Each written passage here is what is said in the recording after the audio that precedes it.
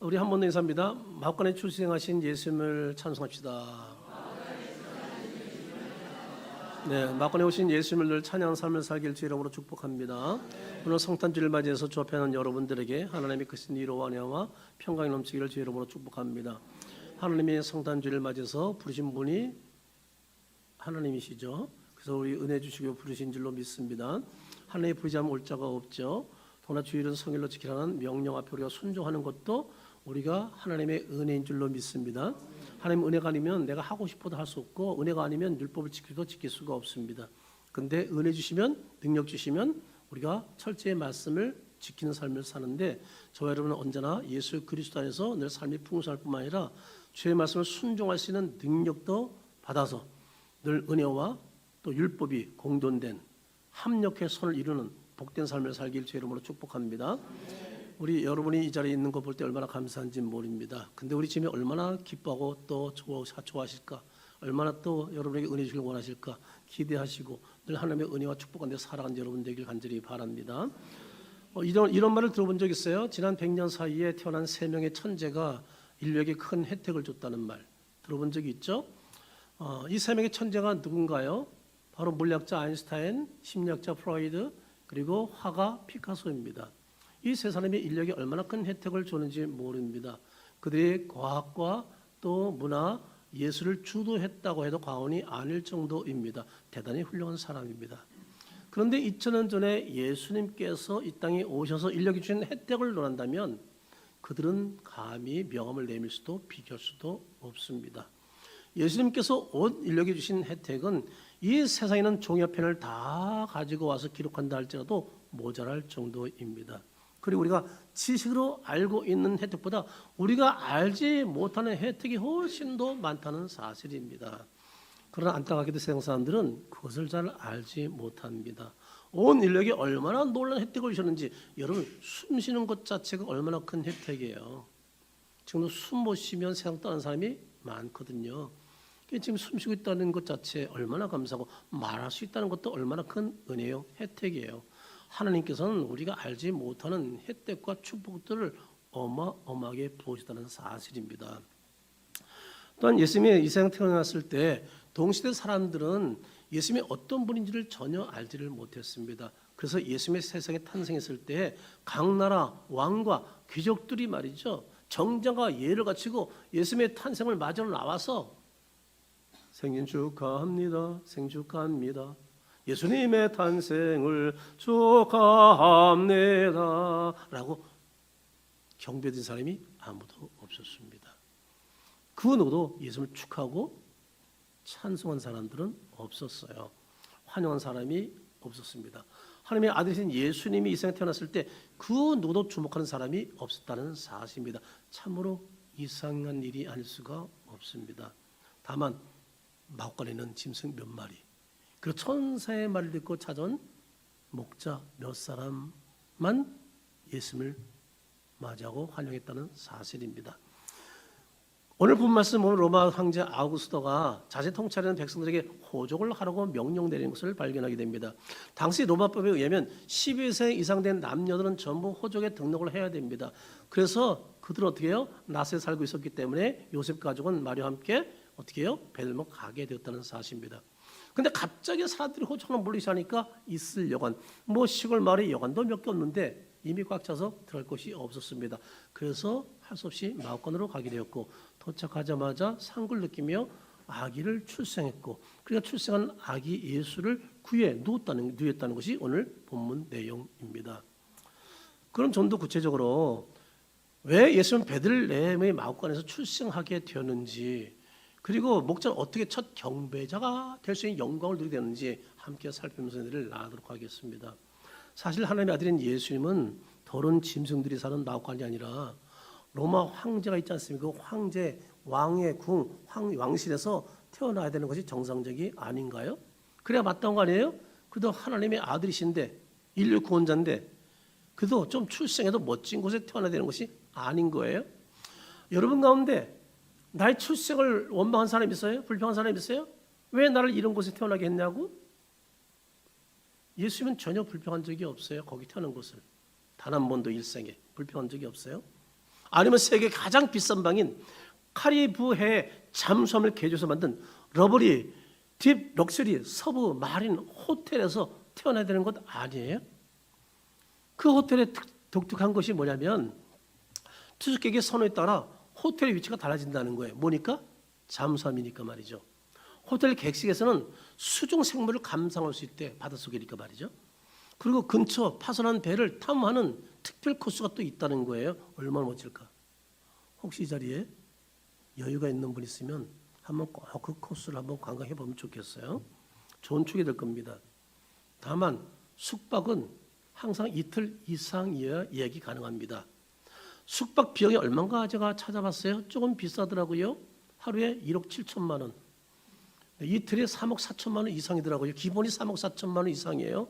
네, 저 집 다 빼도 저는 부족합니다. 그래도 하나님의 아들이여 만왕의 왕이신 예수님은 이런 곳에 출생에 마땅한 것 아니란 말이에요. 혹시 이 자리에 저도 마곡간에서 태어났습니다. 한번 손 들어보실래요? 혹시 비슷한 데 태어난 사람 손 들어보세요. 저는 이런 얘기를 많이 들었어요. 너는 바다 밑에 주워 왔다고. 여러분 옛날에 어른들이요 자식이 말 안 들으면 항상 하는 얘기 뭔지 아세요? 너는 다리 밑에, 바다 밑이 아니지, 다리 밑에 주워 왔다는 얘기 많이 들었어요, 안 들었어요? 그래서 저는 진짜 다리 밑에서 다리 밑을 가보려고 그랬어요. 근데 우리 동네는 다리가 많아요. 사방에 다리가 있거든요. 어딘지 어떻게 알아? 근데 그런 얘기를 들어봤어, 안 들어봤어요? 나이 드신 분들 알아. 이런 얘기 참 많이 했어요. 사실 농담이라도. 그래서 자기 출생에 대해서 의심하는 사람들이 상당히 많이 있었거든요. 근데 예수님 어디서 태어났다고요? 마곡간인 거예요. 왜 예수님께서 마곡간에서 출생이 되는 거예요? 세 가지 이유를 말씀드리겠습니다. 첫 번째는 메시아 출생에 대한 성경 예언의 말씀을 이루기 위해서다. 아멘이죠? 우리 미가서 5장 2절을 한번 같이 읽어보겠습니다. 여호와께서 말씀하신다. 베들레헴 에브라다야, 너는 유다에서 가장 작은 마을 중에 하나이지만 너기서 이스라엘 다스릴 자가 나올 것이다. 그는 영원전부터 있는 자이다. 일찍이 미가 선지자는 이스라엘 메시아 다윗의 고향인 베들레헴에 태어날 것을 예언했다는 사실입니다. 예수님은 성경의 예언대로 출생하신 겁니다. 그럼 잠시 예수님이 베들레헴에 태어나신 배경을 말씀드리겠습니다. 예수님의 부모인 요셉과 마리아는 어디 살고 있었어요? 바로 갈릴리죠? 나사렛에 살고 있습니다. 나사렛에. 근데 갑자기 로마 황제 아구스도가 칙령을 내린 겁니다. 뭐라고요? 야, 호적 등록해라고 말이죠. 명령한 겁니다. 여러분 당시 로마 황제 본래 이름은 가이우스 옥타비우스입니다. 그가 황제일 때 로마의 영토는 페르시아에서 영국까지 막 그냥 확장시킬 때였어요. 당시 로마는요 온 지상의 제국이라고 불릴 정도로 매우 번성하고 흥황했다는 사실입니다. 그럼 호적에는 여러분 뭘 등록하죠? 가면 일단 이름 써야 되죠. 또 뭐 써야 돼요? 생년월일, 또 가족들 이름, 직업 이런 것들을 기록해야 되는 겁니다. 왜 호적을 등록하게 하는 거? 이유가 뭘까요? 그 당시 로마 통치 아래 있는 나라들이 많았어요. 그에게 납세 의무, 세금 받기 위한 것이었어요. 정확하게 있어야 세금을 때릴 거 아니겠어요? 그리고 식민 지배를 더 잘 장악하기 위해서 그래서 호적을 등록하게 시켰다는 사실입니다.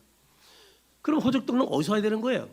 자기가 출생하신 본족에서 태어난 곳에서 해야 되는 거예요.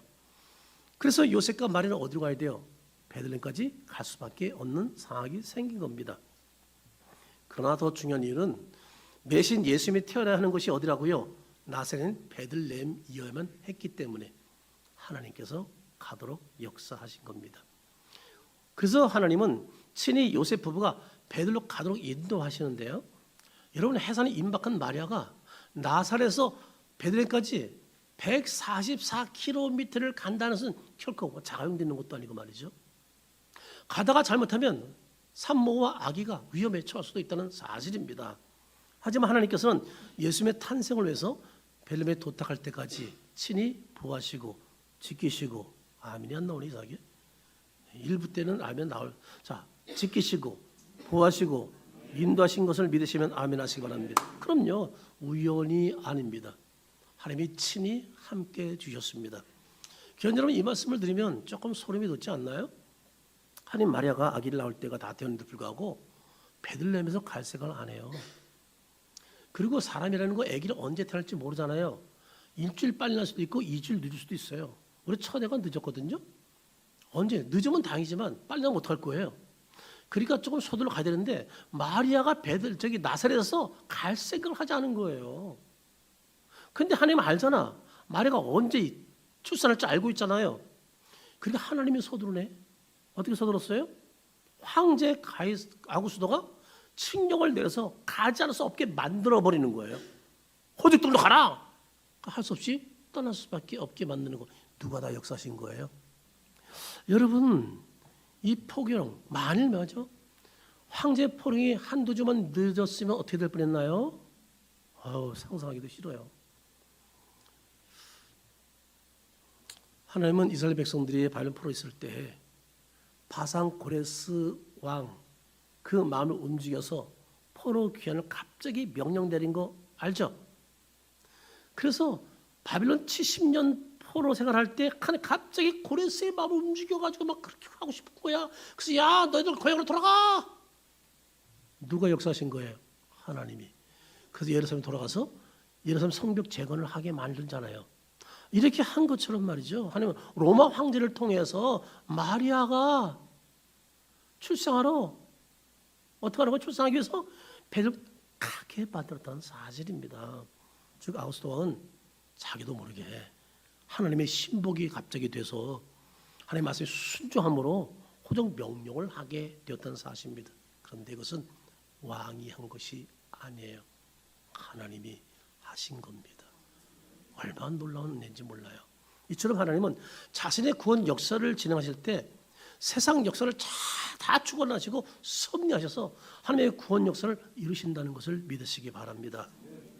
하나님은 저를 통해서 가족을 구원하길 계획을 갖고 계셨어요. 이제 나중에 한 겁니다. 전 전 가족 다 구원받았으니까 전 나중에 깨달은 거예요. 저는 경기도 연천군 정곡이라는 382복에서 태어났습니다. 한탕이 지나서. 시골에 저를 초등학교 6학년 때 서울로 전으로 하나님이 인도하십니다. 그리고 수년간 외로움 가운데 학창 생활을 보내게 합니다. 그러다가 고3 때 결국 외로운 마음에 교회를 찾게 해주셨고 그리고 예수님을 구주로 만나게 믿게 해주십니다. 하나님은 저를 믿게 하시려고 저를 영등포구 오리동에 있는 원어병원에 있는 그 안에 병원 안에 있는 원어교회 다니게 하시려고 아는 고려대학교 형님들 축구 선배들 저는 그때 운동할 때 아니었어요. 근데 아는 형님을 통해서 축구 그 당시 스타들을 만나게 줬어요. 신문에 가끔 났던 골게터들 이런 사람들을 만나게 줬어요. 이제 그들 중에 저한테 영향을 준 사람이 있는데 갑자기 전 축구도 할 줄 모르는데 축구하는 선생님 속에 고대 선배들을 만나게 해주신 거예요. 형님들을. 근데 그분이 저는 축구를 할 줄도 모르고 싫어도 별로 좋아하지도 않았고 물론 학교에서 보면 애들이 어울리면 찬 적 있지만 축구를 좋아한 적은 없어요. 근데 갑자기 나오는데 축구를 건면하고 축구 선수 하라고 그러면서 소개해 주겠다는 거도 학교를. 그러면서 한 얘기가 달콤한 얘기가 그러면 대학 갈 수 있다는 거예요. 대학 가는 게 전 중요했거든.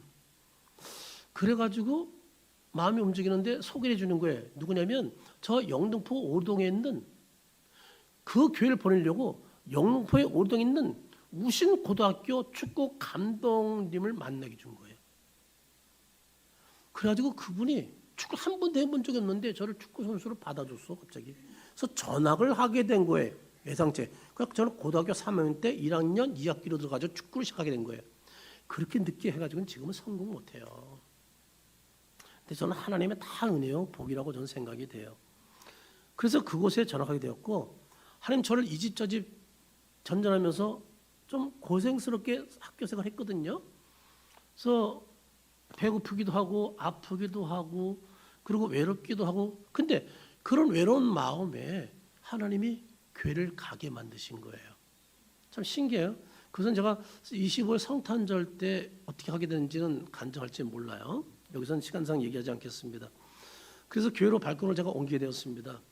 그래서 제가 거기서 예수님 만나고 제가 지금까지 생활하게 된 것 믿음으로 살고 모든 가지 구원받게 된 거거든요. 이처럼 과거를 돌아보니까 제 인생 한 장면 한 장면 하나님이 다 계획하시고 섭리하고 주관하셔서 세세하게 인도하신 제 인생은 하나님의 작품이었다는 사실입니다. 지금 돌아보니까 여러분들 이 얘기를 들으면서 여러분 자신 한번 돌아보세요. 맞아요 목사님 저도 그랬어요. 그래서 그렇게 오다가 어쩌다가 조니까지 왔어요가 아니고 은혜로 좋은 교까지 왔어요. 아멘. 그럼요. 하나님이 여러분 그 발걸음 다 여기 오게 하신 거예요. 그래 강력해서 우리는 언제나 주 앞에 영광 예배드리고 아멘이죠. 하나님 앞에 기쁨으로 충성 보고 사는 거예요. 할렐루야. 저도 그런 하나님을 만났기 때문에 언제나 최선을 다하는 거예요. 그리고 피곤할 정도로 일을 하는 거예요. 왜? 하나님이 나 같은 거를 저 경기도 한탄강 전곡에 그래서 저희 선배가 젊으면 그래요. 야 개천에서 용났다 젊으면 그래요. 근데 맞는 얘기지 뭐 진짜 그 말이. 그래서 어느 하나님 은혜인지 몰라요. 이 자리도 그런 분들이 있을 텐데 그렇다면 여러분들은 어떤가요? 이런 과정을 좀 패스하지 않았나요? 그래서 이곳까지 온 줄로 믿습니다. 우리 옆 사람에게 이렇게 한번 인사할까요? 하나님이 다 하셨습니다. 앞으로도 하나님이 하실 것입니다. 염려하지 말고 오직 주만 믿고 의지하세요. 그럼요. 하나님이 다 하십니다. 염려하지 말고 염려할 거 있으면 주께 맡기고 기도하며 정말 의지하기를 주 이름으로 축복합니다. 견디는 우리를 구원하시려고 하나님 이렇게 다 계획하시고 섭리하시고 지키시고 보하시고 인도하셨다는 것 잊지 말고 늘 그분을 향해서 믿고 기도하는 여러분 되길 주 이름으로 축복합니다. 세상의 역사는 우연의 산물이 아닙니다. 역사의 주관자가 되시는 하나님의 산물임을 믿으시기 바랍니다. 유명한 역사자 아놀드 토인비가 이런 말을 했어요.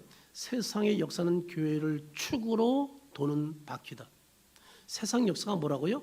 교회를 축으로 도는 바퀴라고 그렇게 말했습니다. 저는 이거를 사실 신뢰합니다.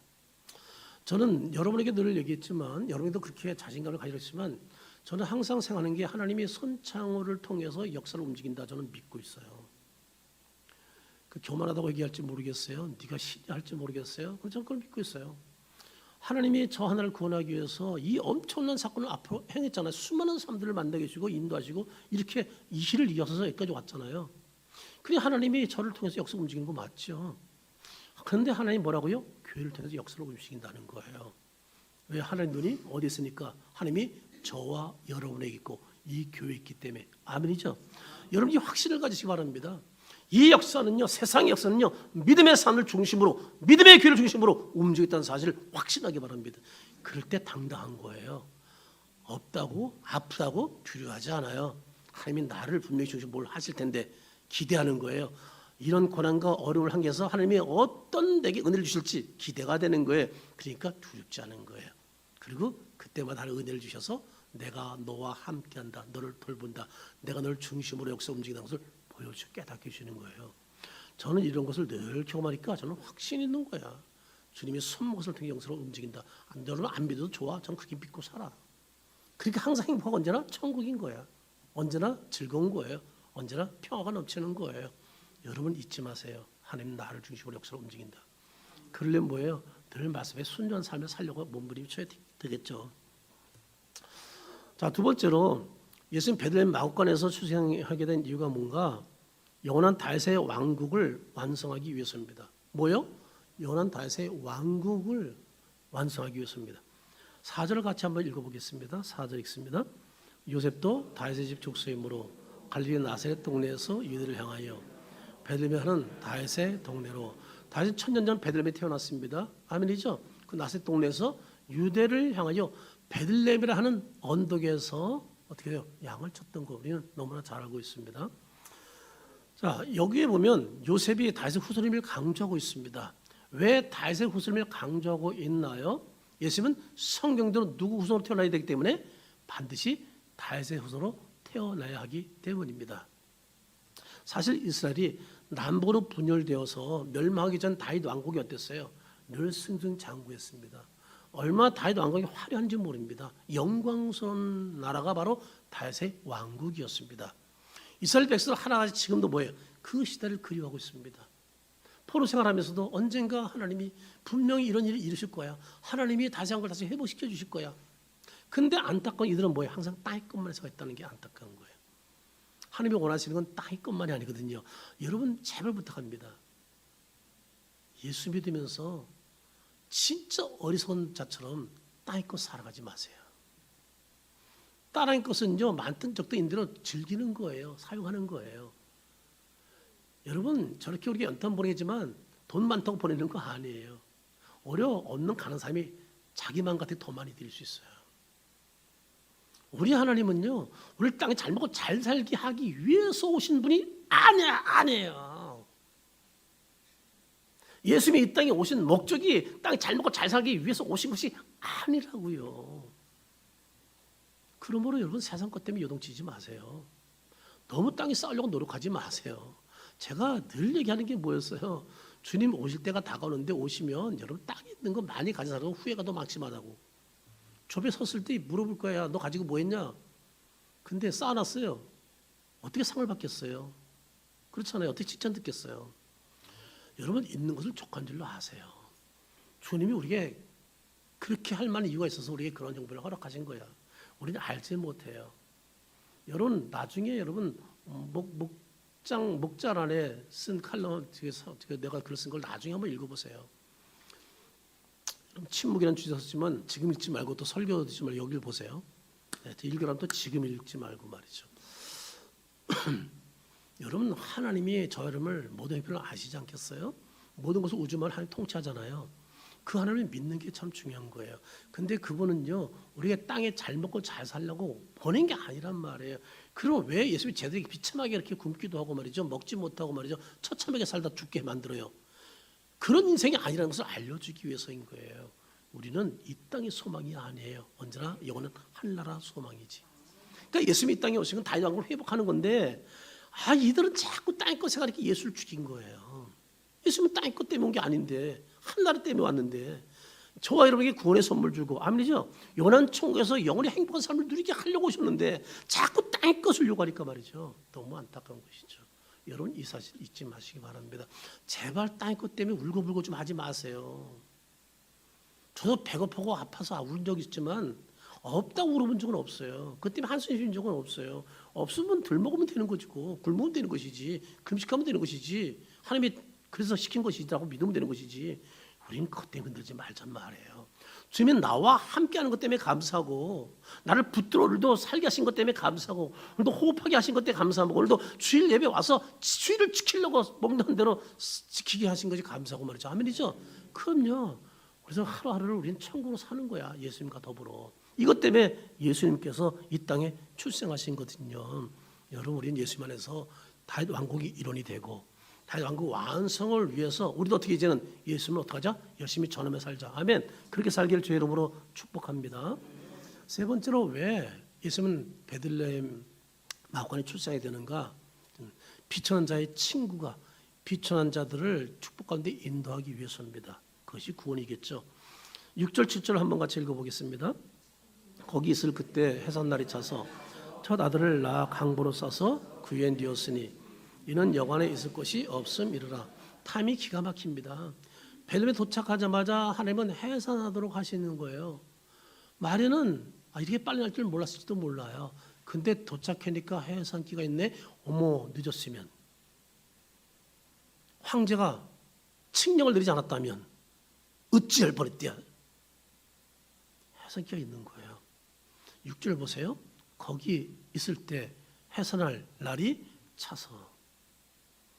하나님은 해산할 때 베들레헴의 무사히 도착해서 인도하셨고, 마구간이긴 하지만 하나님 마리아가 순수하도록 역사했다는 사실입니다. 7절 하반절 보세요. 영안에 있을 곳이 없음 이르라. 한번 상상해 보세요. 마리아가 산거를 여보 배가 아파 통증이 와, 애 나올 것 같아. 여러분 근데 마땅히 들을 곳이 없을 때 여러분 남편의 마음이 어땠을까? 상거를 느끼는, 제대로 걷지 못하는 마리를 데리고 껴안고 쉴 곳을 찾는 요셉의 마음이 어땠을까 말하면 상상해. 얼마나 다급하고 얼마나 불안했겠어요. 그런 건데 있을 곳을 찾는 거거든요. 그러나 방이 없어요. 아니 몇 배로 죽으라도 들어가고 싶은데 방이 없어. 여러분 요셉이 마리 앞에서 허둥지둥대는 모습을 한번 생각해 보세요. 남편으로서 꼬리말이 아닐 거예요.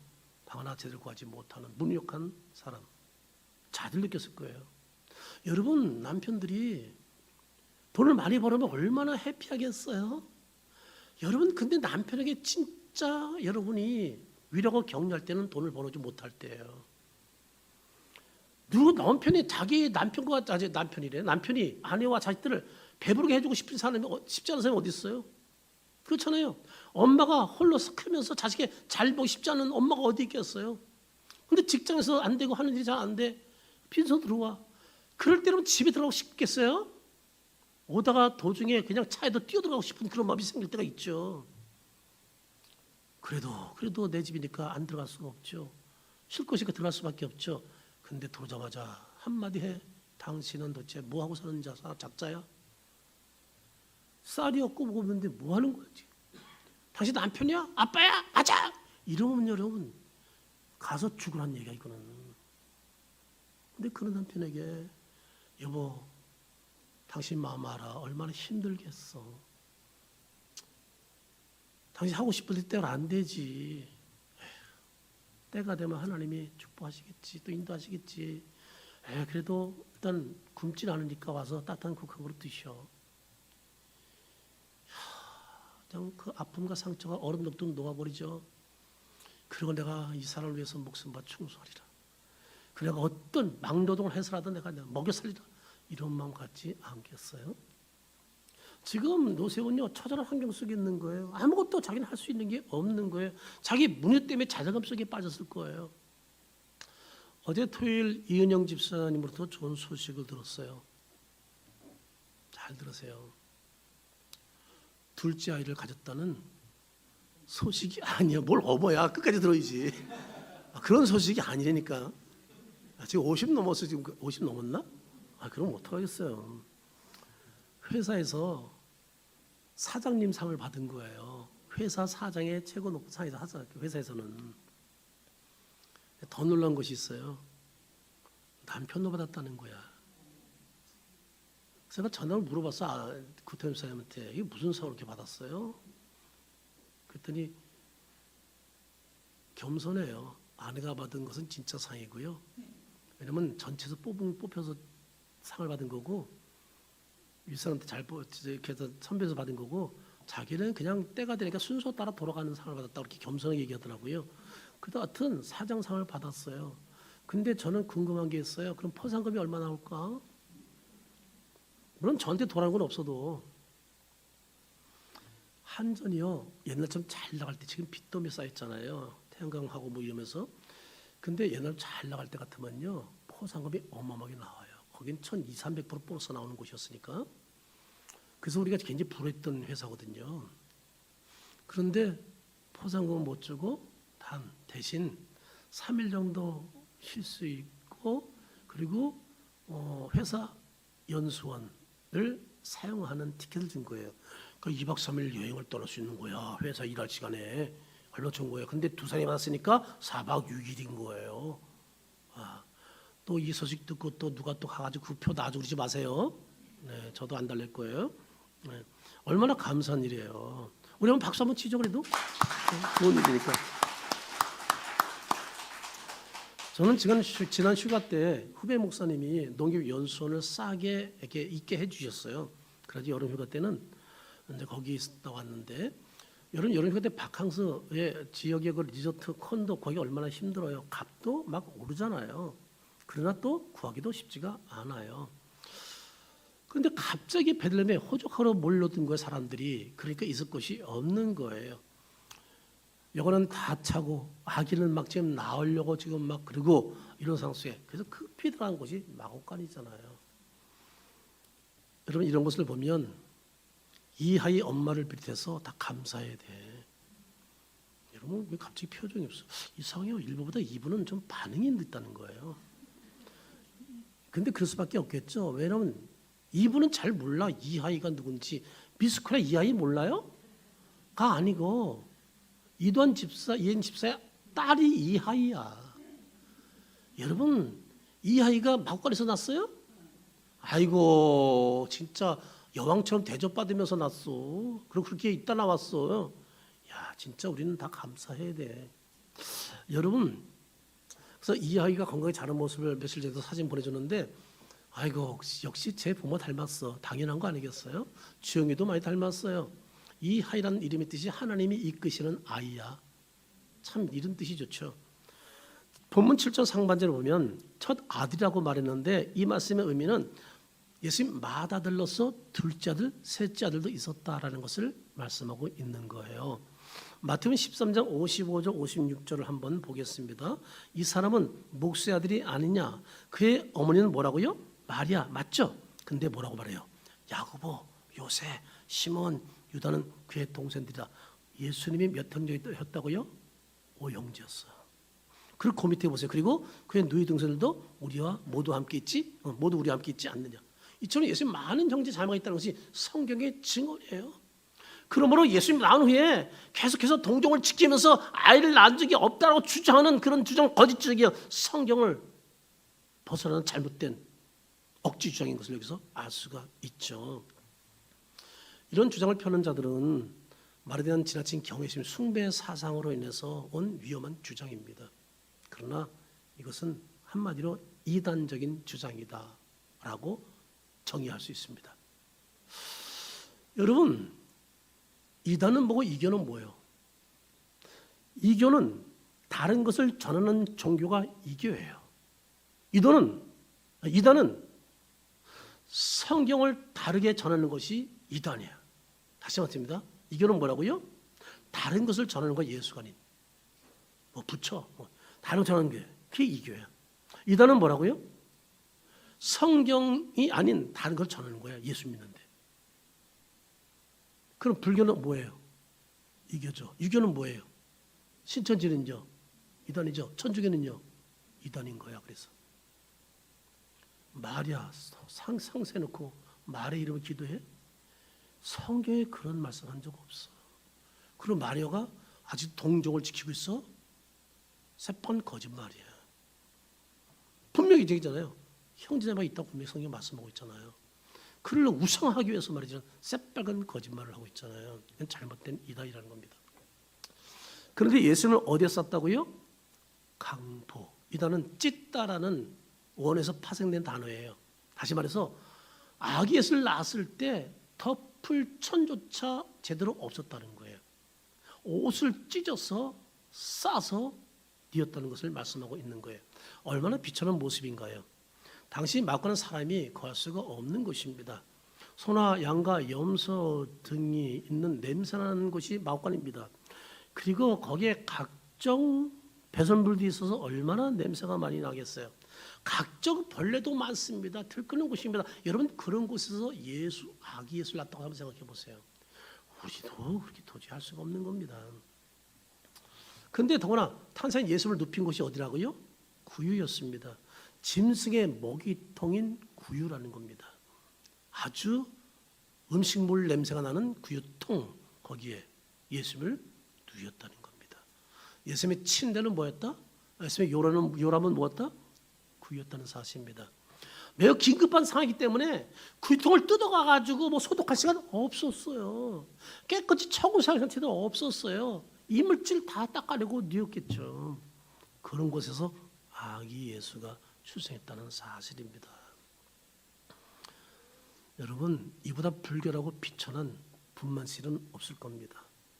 그 더러운 곳에서 태어난 예수가 바로 우리를 구원하기 오신 예수님이라는 사실입니다. 그러나 예수님께서 이 비천한 마구간에서 태어나신 것은 바로 예수님의 겸손과 고난을 상징합니다. 나아가 비천한 자들의 친구가 되기 위해서 고난당한 자의 친구가 되기 위해서 그들을 고난하게 인도하기 위해서 그런 겸손한 종으로서 비천한 자로서 말 구해 오신 겁니다. 아파보지 않은 사람은 아픈 사람의 마음을 이해할 수 없어요. 고통을 당해보지 않은 사람은 고통을 알 수 없고 배신당해보지 않은 사람은 배신의 그 아픔이 얼마나 쓴지 알 수가 없어요. 부유한 사람은요 절대 비천한 사람의 모습을 이해할 수가 없어요. 그러나 예수님은 비천자로 출생했기 때문에 비천자의 그 고통과 아픔을 다 알고 공감하시는 분이에요. 아멘이죠? 그리고 손잡을 수 있는 분이에요. 불쌍히 여기시는 분이에요. 그리고 그들에게 영생의 선물을 주시는 분이에요. 히브리서 4장 15, 16절 우리 한번 같이 천천히 한번 읽어보겠습니다. 히브리서 4장 15, 16절 우리의 대상은 우리의 약함을 동정할 수 없는 분이 아니십니다. 오히려 그분은 모든 점에서 우리처럼 시험을 받았습니다. 그러나 죄는 없으셨습니다. 그럼 우리는 불쌍히 여기심을 받고 때를 따라 도우시는 은혜를 받기 위하여 담대하게 하나님의 보좌로 가까이 나아갑시다. 예수님이 인간으로 오셔서 인간하는 모든 고통과 시험을 다 받으셨다고 말씀하고 있습니다. 그러므로 예수님은 그 고통도 이해하지 못하는 게 없어요. 그 누구의 아픔도 다 헤아리세요. 그러므로 그 누구와도 예수님은 친구가 될 수 있는 분이에요. 여러분이 어떤 사람을 가까이 합니까? 나를 공감해 줄 수 있는 사람이잖아요. 갭이 너무 멀면 대화가 안 되잖아요. 예수님은 모든 것을 다 소화시키는 능력자이신 거예요. 하나님의 아들이면서 말이죠. 그러므로 여러분이 수고하고 무거운 짐 있나요? 모든 짐을 갖고 빨리 예수 앞으로 달려오시기 바랍니다. 아멘. 예수님은 해결하지 못하는 문제가 없어요. 그 어떤 문제도 능히 해결하신 전지전능하신 분인 것을 믿으시기 바랍니다. 예수님은 우리 죄를 해결할 수 있고 우리를 영원한 구원으로 인도하셔서 영원한 천국에서 영생을 누리는 삶을 살게 하시는 분이 우리 예수님 한 분밖에 없습니다. 그러므로 문제가 생기면 오직 누구한테 사람 달려가지 말고 세상 환경을 향해서 달려가지 말고 누구한테? 예수님께 달려온 여러분 되길 주의 이름으로 축복합니다. 그런 목자들은 어떻게 예수님의 첫 경배자가 되었나? 목자들은 천사들이 전한 소식을 겸손한 마음으로 듣고 순종했기 때문입니다. 여러분 예수님 태어났을 때 제일 먼저 예수님께 찾아간 사람이 목자라는 것 우리 성경에 너무나 잘 알고 있습니다. 예수님을 처음 만난 영광을 누린 사람이 목자들이었습니다. 목자는 천사가 나타났습니다. 그리고 예수님께 말해주는 겁니다. 그리고 가서 이 소식을 전하라고 말씀합니다. 그러자 목자들은 그대로 본대로 가서 전합니다. 이상한 일입니다. 왜 천사들은 베들레헴에 오는데 왜 천사들은 거기 똑똑하고 잘나고 훌륭한 사람들을 만나지 않았을까? 왜 가장 천한 직업인 목자들을 만나 주었을까? 그 이유가 뭘까? 그래도 만왕의 왕인 예수님을 전하는 건데 그래도 그런 사람이 그런 신분 가진 사람이 와서 축하하고 환영이 되는 거 아니에요? 왜 이름도 붙고 직분도 천한 목자들에게 이 소식을 전했을까? 도대체 이유가 뭘까요? 그이는 예수님의 탄생 소식을 들었을 때 순종해서 마관에 가서 요셉과 말에게 청산한 소식을 기쁨으로 전할 자들이 그 당시에 목자 외에는 없었기 때문이에요. 만일 잘나고 똑똑한 사람한테 얘기했으면 갈까요? 이 웃긴 놈이야. 무슨 하나님의 아들 다윗의 후손이 마곡간에서 니랑 아마 얻어맞을걸요. 누구도 순종하지 않을 거예요.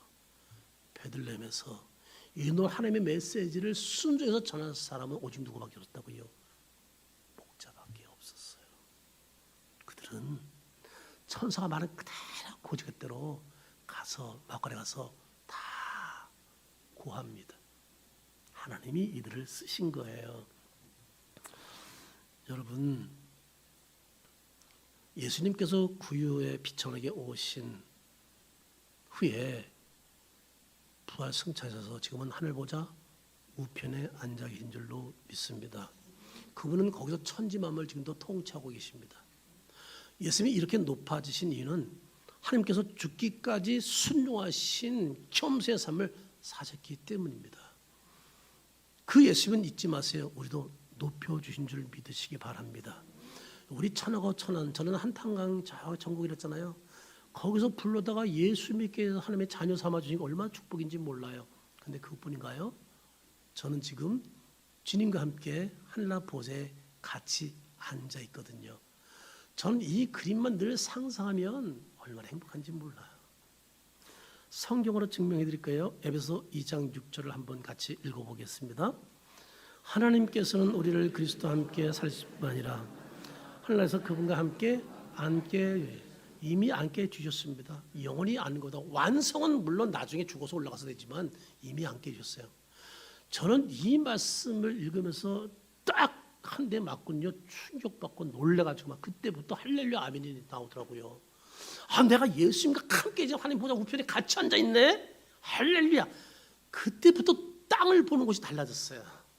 여러분 우리나라 가장 높은 빌딩이 지금 123층이잖아요. 그때. 근데 여러분 우주가 얼마나 커요? 우주에선 저 별도 한 지구도 요만하게 보이거든요. 그러면 그 속에 있는 저 123층이 얼마나 보이겠어요? 아마 보이지도 않을걸요. 근데 그게 부러워요? 갖고 싶어요? 저는 이 말씀을 깨닫고 나서부터는 땅에 관심이 없었어요. 하나 부럽지 않아요. 아무리 비싼 뭐 요즘 뭐 옷도 뭐 몇백 원짜리 있다고 그러더라고요. 더 비싼지 모르지만 뭐 차도 몇십억짜리 있다고 하더라고요. 집도 뭐 100억짜리 있다고 하더라고요. 그거 있으면 있는 거죠. 나 뭐. 물론 내가 갖고 싶다 갖고 갖는 것도 아니지만 전혀 부럽지가 않은 거예요. 왜냐하면 나는 이미 우주를 다 주관하시는 그분과 함께 하늘에 앉았는데 이 믿음 가진 이후에는 땅에 욕심이 없어지더라고요. 땅을 소유하고 싶은 마음이 없는 거예요. 그냥 생활에 편리하면 되지. 그래서 저는 뭐 살려고 애쓰고 패들패들 되지 않는 이유가 뭐냐면 노력하면 제가 못하겠어요?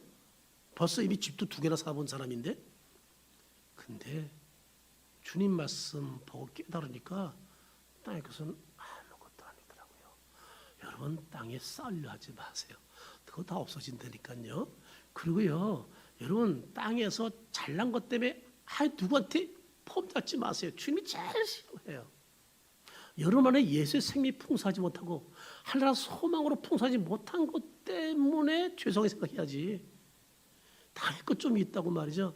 교회는 그래서요 세상에 직분 가졌다 뭐 많이 누렸다고 어깨 힘주는 것 하나님이 가장 기뻐하지 않습니다. 잊지 마세요. 우린 누구와 함께 천국에 앉아 있다고요. 주님 이미 앉아 있는 사람이에요. 그래서 거기서 보면요 땅의 것이 다 시시한 거예요. 제가 이 믿음 갖고는 땅의 것이 시시해졌어요. 하나 부른 게 없어요. 우리 목회자 친구들 만나면 이런 자랑 많이 하거든요. 내가 아는 분 지난번에 왔던 분도 은퇴하고 지금 600만 원씩 받아요. 여기 우리 그 설계했던 분도 그 자가용 다 멋진 차로 바꿔줬어요. 고급 차로 그냥. 근데 저는 그런 거 부럽지 않아요. 물론 저한테 그런 허락도 안 되겠지만 주님 만나고 천국의 소망 가진 다음엔 이런 것에 관심이 없어질 거예요. 오늘 하루 은혜로 살면 할렐루야 아멘이고 오늘 하루 천국이면 할렐루야 아멘이고 오늘 주께 영광 할렐루야 아멘이야. 항상 주님과 함께 동행하는 삶의 목적 두고 언제 오늘을 충성스럽게 사는 게 저는 삶의 목적이지. 사랑하는 성도 여러분 기억하세요. 이건 남의 말이 아니야. 여러분을 이렇게 해주셨다는 거예요. 우리 할로인지 보좌에 앉아 있는 사람들이에요. 그러므로 어떤 상황 환경 속에서 우리 이미 승리했다는 것을 믿고 늘 주님께 감사 찬양 영광 돌며 살기를 주 이름으로 축복합니다. 말씀 맺겠습니다. 교회 여러분 다른 25일은 성탄절 축하예배입니다. 많은 순서를 준비해서 하나님께 영광 올려드립니다. 우리끼리만 잔치하면 안 되잖아요.